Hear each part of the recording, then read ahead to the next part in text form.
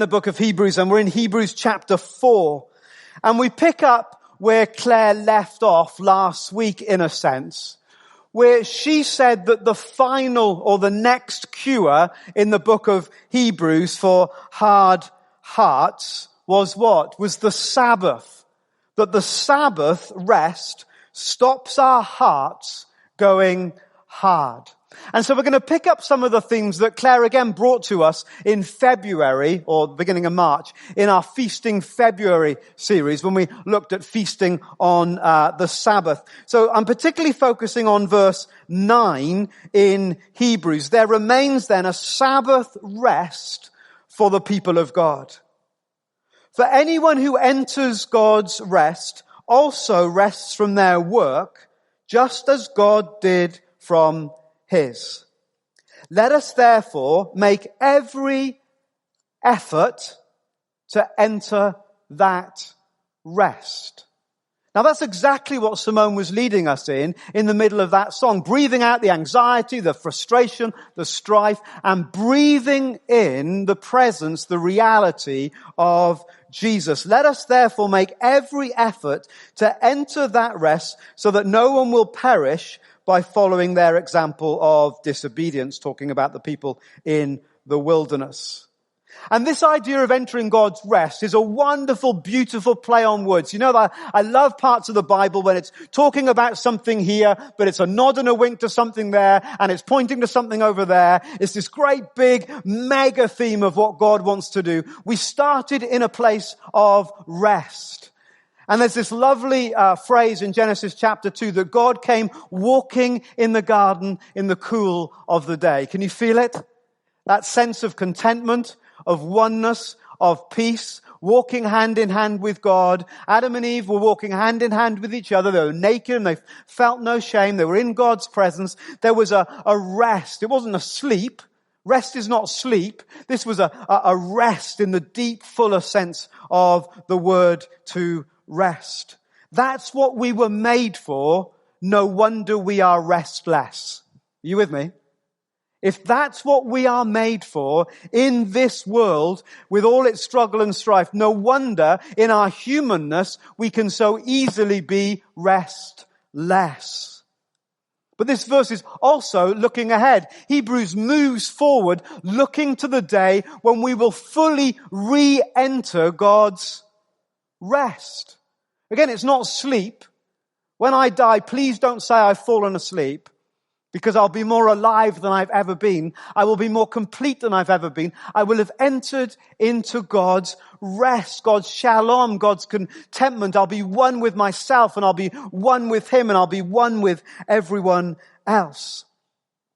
And Hebrews reminds us, therefore, this is not our home. We're looking to journey on. And so there's this looking back and there's looking forward, but there is also the now.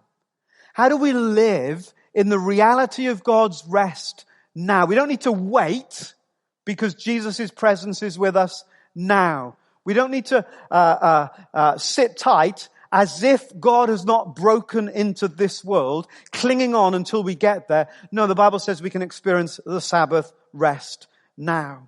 And a sign that we are not living in the reality of what will be is our restlessness in the present. So, in our feasting series then, Claire helped us think about the Sabbath, and she gave us this great question. If you had 24 hours to live your perfect day, so if you had 24 hours to restore you, to recreate you, to re-envision you, what would you do? What would you do? That was the question that as you sat around tables and so on, you were thinking about 8 or 10 weeks ago. I wonder if something has changed in your world because of that conversation. I really hope so. I hope there were things that you began to tease out about what helps recreate you, re-envision you, what helps bring you alive, that you were able to grab hold of and begin to put into practice. It was helpful, I think, because it reminds us first and foremost in its posture that the Sabbath rest is a gift to us. Sabbath is there to bring us life. Sabbath, one day, different from all the others, to bring us life. As Jesus said, the Sabbath wasn't made for mankind, as if we need to serve it, but the Sabbath is a gift to mankind, to men and women, for their good, for their blessing. So this is a good gift that we should delight in. My experience is that the Sabbath over the years has felt not like a good gift that we should delight in, but a restraint, something that constrains us, something that goes, oh, we've got to kind of do that again, something to be almost endured. You see, the Sabbath has got sabotaged by religious people. Not just in Jesus' day, but also in our day. If you've been a Christian for a long time, your memories of the Sabbath as a child might be pretty depressing. Oh, here we go. Long days, either in church, and then when you got home, you weren't allowed to watch TV, or there were certain channels you weren't allowed to watch. The budgie was taken out of the cage, lest he sing or swing on the swing or whatever it was. And it was all like closed down. It was all oppressive. It was everything that you couldn't do. And it felt like a day to constrain us, rather than the gift that it was intended to be, to liberate us. And then in contrast, in a complete switchover, the Sabbath has now been completely sabotaged by our 24/7 non-stop, keep going, more, don't take a break society, in which everything continues regardless, with any care or thought for the impact that it's having on our lives. Can we posture ourselves back that the Sabbath is a good gift? And maybe that's just where we need to start. Jesus said the Sabbath is a good gift. It hasn't felt like that to me. My feelings are therefore lying to me. What's the truth? The Sabbath is a good gift. How can I lean in to this gift that Jesus gives me? And if I'd said to you before we started, Jesus has got a great gift that's for your good, do you want it? You would have said, yes, well, here it is. It's the Sabbath. And it's a good gift from God because it helps us to say yes. It helps us to say yes to God. You see, when we lean into the Sabbath, we're essentially saying we recognize that God has created the world, that He has created us, that we are in His image, and He has created the world to work in a certain way. And when I lean into the way that I've been made and the world has been created, I'm going, yes to God. Yes, He's first, and I'm leaning into the way that He's made it and created it to be. And it aligns my life again with the Creator. God said 6 days, and then one day I'm going to have this Sabbath. You're in my image. So 6 days, one day we have a Sabbath. We are in the image of God. We also, therefore, align ourselves with the rhythm of the universe, which also reminds ourselves that we're not independent beings, able to do what the heck we like. We live under His authority, under His blessing, under the reality of His presence. Remember the Sabbath day by keeping it holy. 6 days you shall labor and do all your work, but on the seventh is a Sabbath to the Lord your God. The Sabbath, when Moses reminded the people about the Sabbath in the middle of the desert, he explains why in verse 11 of Exodus chapter 20. You don't need to turn to it, it's on the screen. Keep the Sabbath. Why? For in 6 days the Lord made the heavens and the earth, the sea and all that is in them, but He rested on the seventh. Therefore the Lord blessed the Sabbath day and made it holy. So you keep the Sabbath because it's built into creation. It's the way things were intended to be.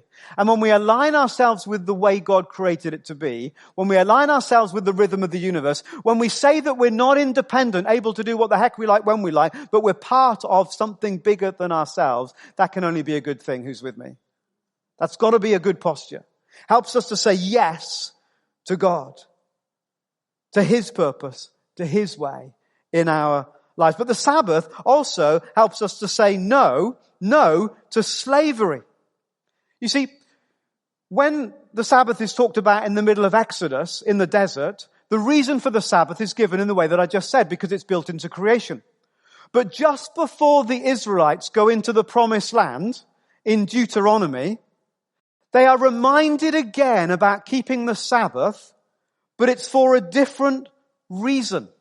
It's not that the other reason is no longer true. It's just that there is another reason why you need to keep the Sabbath that is suddenly more pertinent.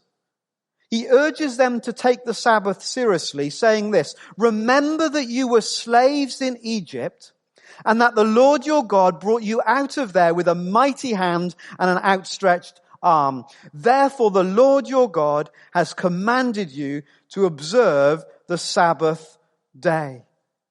No to slavery. They were slaves in Egypt. In Egypt, they could not rest. They needed to build and build some more and build some more and build some more. They were about to go into the promised land. And they are being reminded that the reason that you keep the Sabbath is to make sure you do not go back into slavery. You see, the slavery of Egypt was that you were on this relentless cycle of more work, more effort, more bricks for more cities, more bricks for even more cities, and it was a non-stop, relentless burden. As they go into the promised land, they are being reminded to keep the Sabbath because there needs to be every 7 days a moment where we say no to the more. So every Sabbath we say no more work.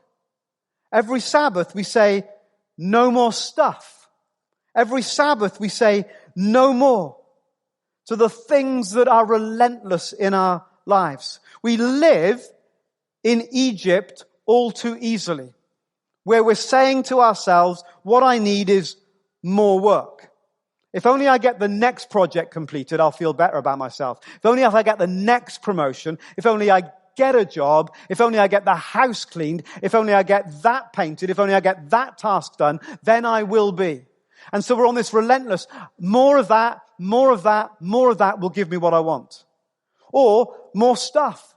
When I get those new trainers, or that new shirt, or that dress, or that car, or that kitchen, or that house, or whatever. And we're on this, when I get more, then I will be. That was Egypt, more and more. Pharaoh going, more and more, then I will be great. Then I will feel great about myself. And it could be experiences, isn't it? When I've had that next holiday, when I've gone through that next experience, when I've, whatever it is, more. We need every 7 days to put a line in the sand and go, enough is enough.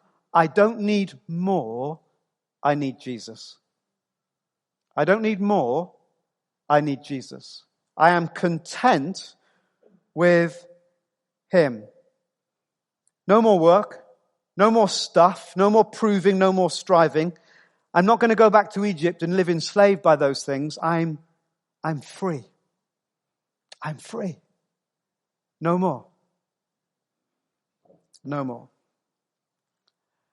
And so every 7 days, you get invited by Jesus to get off the hamster wheel.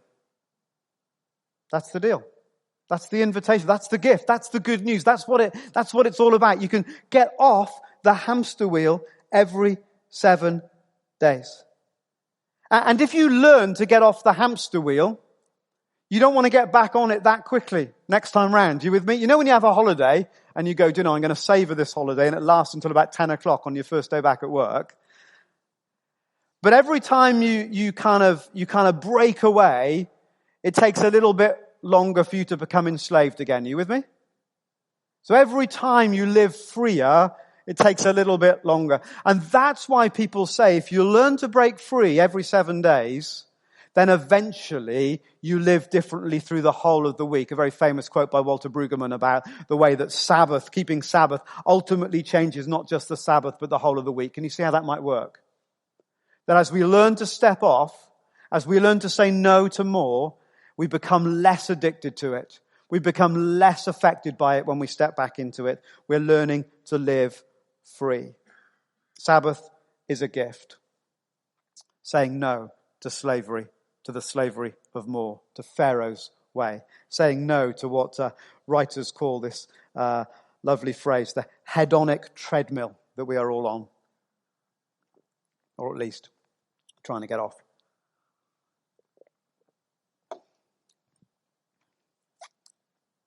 Let's press in a little further. Not surprisingly, Sabbath rest involves head and heart. You'd expect that in Hebrews, wouldn't you? With all that we've been talking about and all that we've been thinking about. There are two main Hebrew words used for rest in the Bible. The first is Shabbat, from which we get the word Sabbath, which means stop, but it also means a lot more, as we'll think about in a moment. So it means stop. Literally, I'm going to have to stop some stuff.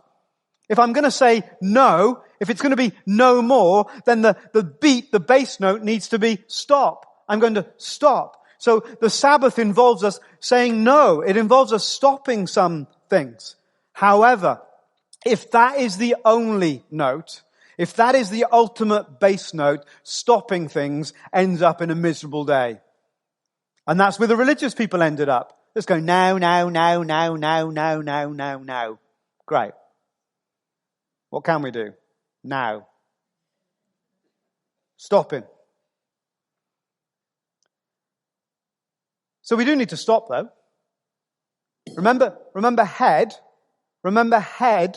without heart leads to judgment, criticism, stress, and strife. Remember that quadrant we had some weeks back? That's where you end up. You just go no. If you just go no. But we do need to stop. We need to stop work. We might need to stop emails, stop lists, stop tasks, stop thinking about work, thinking about lists, thinking about tasks, whatever it might be. We do need to stop. And you'll go, just like I will, oh, it's busy that I can't stop because I've got a really full week ahead. They knew all about that. And that's why God says in Exodus, Sabbath even during the harvest season. This is a principle that you put into place even when, or perhaps even more so when it's busy, because ultimately your trust is not in what you can do, but your trust is in the Lord your God. So we do need to engage our head and stop some things, but by itself, that's a distortion. Sabbath also needs heart. And there's another word for rest in the Hebrew Bible called nuach, which is also in Genesis chapter 2. And I'll put the verse up on the screen in a minute, which is like a quality of rest in God's presence. So it's not about stopping, but it's about stepping into the fullness of life, the fullness of God's presence, stepping into knowing Him, to being, experiencing Him, to being connected with Him. It's a rest in His presence. And it's there in Genesis 2:15. Then the Lord God took the man and put him into the garden, literally rested him, settled him, connected him, dwelt with him in the garden. And so these ideas kind of work together there in Genesis chapter 2 when the Sabbath is first established. Head, there are some structures that we need to put in place, but our heart needs to be engaged with God's presence for it to work well. So we do need to stop some things, but we also need to allow our hearts to recreate, to restore, to heal. Now, heal, that's an important word. And might remind you of a time that Jesus got into trouble in the Gospels for healing on the Sabbath. Can you imagine anything so outrageous as to heal somebody on the Sabbath? You might like to, if you've got a Bible, just have it open at Matthew chapter 11 and Matthew chapter 12, just to see how all this works together. There are a series of stories about Jesus getting into trouble on the Sabbath. And Jesus was not a goody-goody man. He got himself into trouble on the Sabbath with religious leaders a number of times. And there are two stories in Matthew chapter 12 about Jesus getting into trouble on the Sabbath. The first is when the disciples plucked the heads of the corn and had something to eat. So Jesus got into trouble on the Sabbath for having a feast. Strikes me that feasting should be a good part of a Sabbath, if that's what Jesus was willing to get into trouble for. Jesus was fighting for something. What was he fighting for? He was fighting for the fact that the Sabbath is a gift, and that moment with the disciples of being restored and nourished is an important one. And then there was a second story. In the synagogue, there was a man with a shriveled up hand, and Jesus, speaking to the religious leaders, healed the man's hand. Why? Because the Sabbath is a day of healing. So you got feasting and healing. But notice Notice the verses that come immediately before those two stories.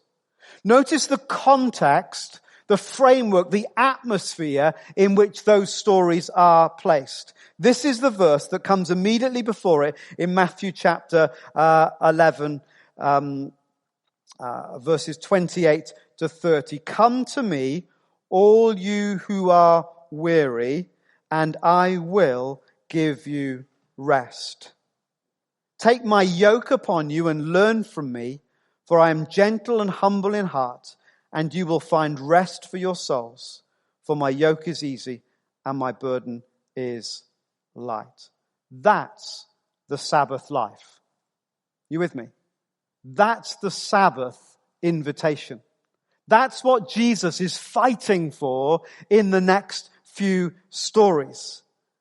And you get this wonderful kind of insight into the way that Jesus is inviting us in. The Message puts these verses really nicely. Are you tired, worn out, burned out on religion? Come to me. Get away. Notice the centrality of Jesus' presence for the Sabbath. Come to me. Get away with me and you'll recover your life. I'll show you how to take a real rest. Walk with me and work with me. Watch how I do it. Learn the unforced rhythms of grace. I won't lay anything heavy or ill-fitting on you. Keep company with me and you'll learn to live freely and lightly. Who'd like a bit of that? Who'd like a bit of that? That's the Sabbath invitation. And so we have all these different stories then around head and heart. The Sabbath, a gift from Jesus. And it seems that God's people had just lost the plot. They'd reduced, as human beings so often do, reduced it down to some set of rules, that somehow the rules will give life, and they won't. If you stop stuff and do nothing else, that won't, in the end, give you the life to which God is calling you to. And so here Jesus redefines the meaning of Sabbath, both the Shabbat, the stopping, which also means to celebrate and delight, by the way, and the Nuach, which is a sense of connectedness that comes from God's presence. And he's bringing these two together. And so being present with Jesus on the Sabbath led to a feast in the countryside and the healing of a man in a synagogue. What a great day. It's a different kind of Sabbath, isn't it? As they became alive in Jesus' presence. And there's another word, not in the Bible, but benuha, that Jews have used over the years to try and capture this sense of a day that you recreate in order for the life-giving presence of Jesus to touch you and to change you. They wouldn't talk about it in terms of Jesus, but in terms of the life-giving presence of God to touch you and change you. It's something that we need to create. It's something that we need to establish God's presence afresh in our lives, where we get joy and delight and connectedness. So some head things to stop, for sure. Stopping from work. But also other work. One of the things about the Sabbath is it's easy to stop it from one kind of work, perhaps your paid work, and to take up another kind of work, like all the jobs you haven't done around the house. Stop from the work. Let the responsibilities go for a day, because ultimately, who's in control? God's in control. Live the day. Live one day as if all the work is done and you have no responsibilities, because ultimately all the work is God's anyway, and in the end it's His responsibility, not yours. Isn't that liberating? To live with that posture? So one of the things that we've done for our Sabbath, so we Sabbath on a Friday, because obviously Sunday's a busy day, funnily enough. And in case you're wondering, this does feel like work, although I love it. So we Sabbath on a Friday. And the easiest thing is to slip into a Friday, and then there's still to be lots of things not quite complete around the house, and you want to get the house tidy and cleared up just so that we can be at peace. And you spend half the day doing so. So one of the things that became really important to us was to make sure before we hit the Friday that those things were ready. That the house was ready, if you like. That the house was at peace. Other things were at peace so that we could be at peace. And then another iteration for us as we try to, Kerry and I, as we tried to journey into this, was often on a Thursday night, because Thursday night sort of was like our Friday night, beginning for our weekend. We would both work late on a Friday night, trying to get things done. And so we'd arrive late to bed, wake up pretty exhausted the next day at the back end of the week. And so we've tried really hard to dial it back. So now on a Thursday night, we go dancing, which separates the kind of end of the week, moves us into a different space, reconnects us, and gets us ready for the day that's ahead. And if your heart is going to be engaged, if your heart is going to be reconnected and come alive, you will need to slow the pace down. Your heart will not come back to life while the rush is still on.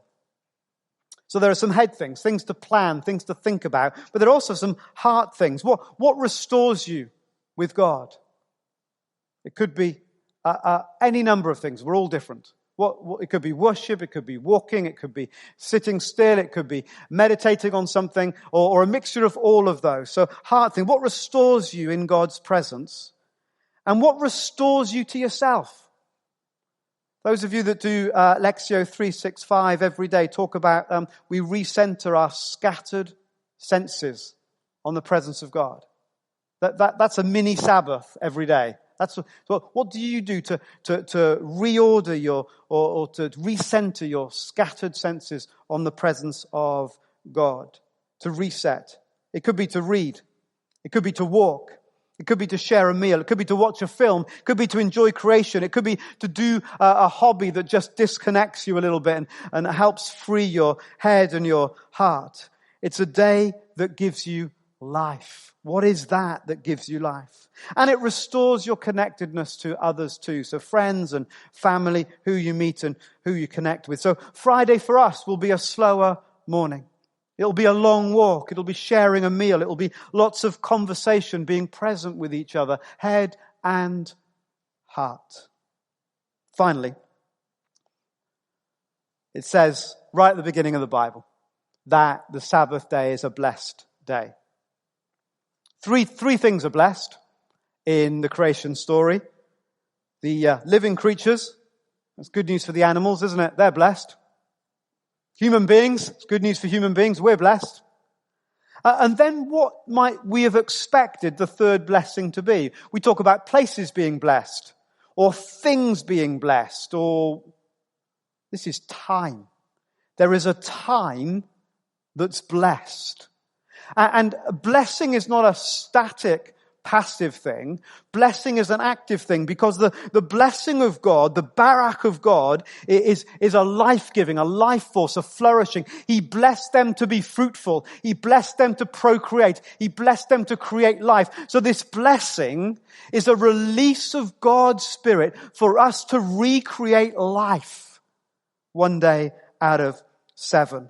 A day to bring more life. That's the whole point of the Sabbath. A day to bring you more life. And ultimately, more life is found in the presence and connectedness of Jesus. So, what would bring your day? And it might not be a Sunday, it might be a different day, it might work all kinds of different ways in our lives and situations. What would bring more life to your Sabbath? Now, most of the time, God changes us by evolution, not revolution. I know that evolution is ironic to say that God changes by evolution, given all the arguments and stuff that's been over history. But we slowly move step by step to be more like Jesus, don't we? One degree of glory into another.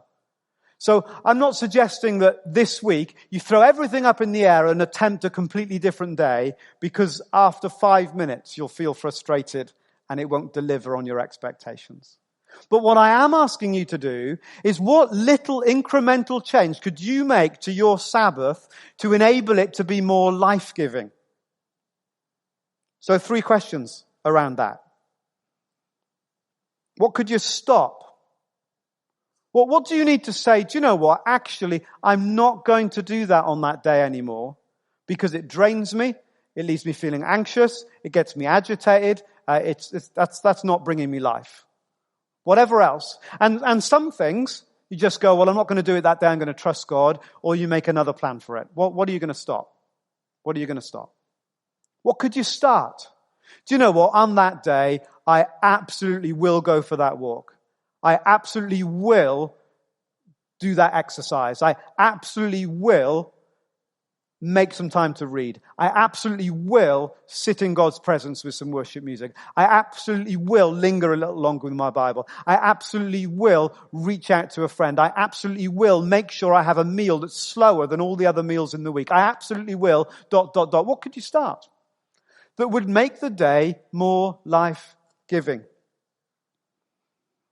And perhaps one of the biggest clues as to where you need to lean into is this question: what brings you most alive?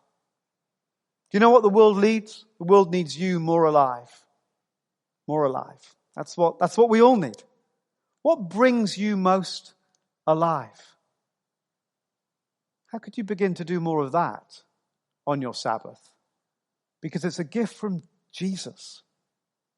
It's a gift from Jesus to bring us back, to call us back, to reconnect us, to restore us, to heal us, to put us back in the center of, or our awareness of being in the center of who He is and who we are. It's the moment to remember who we are and whose we are, and to live more fully out of that place. 2 minutes of silence. 2 minutes might seem like an age in this world of rush. 2 proper minutes of silence. What could you start? What could you stop? What could you start? What brings you most alive? 2 minutes. Starting now.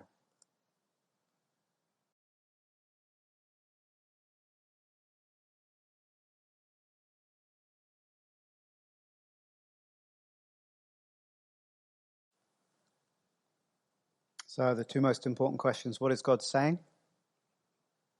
And what are you going to do about it?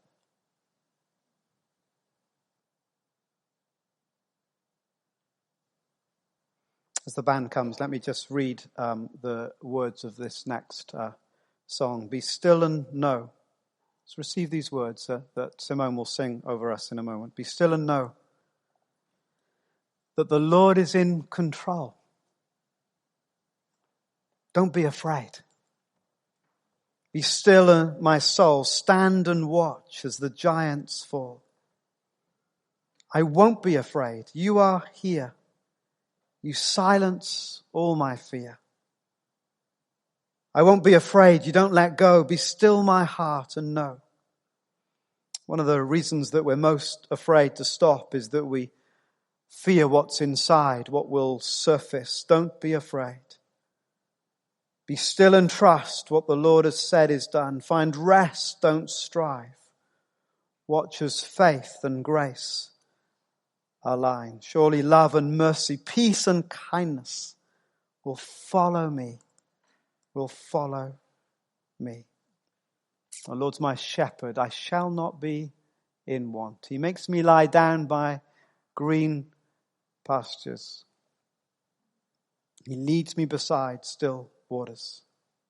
He restores my soul. You unravel me with a melody. You surround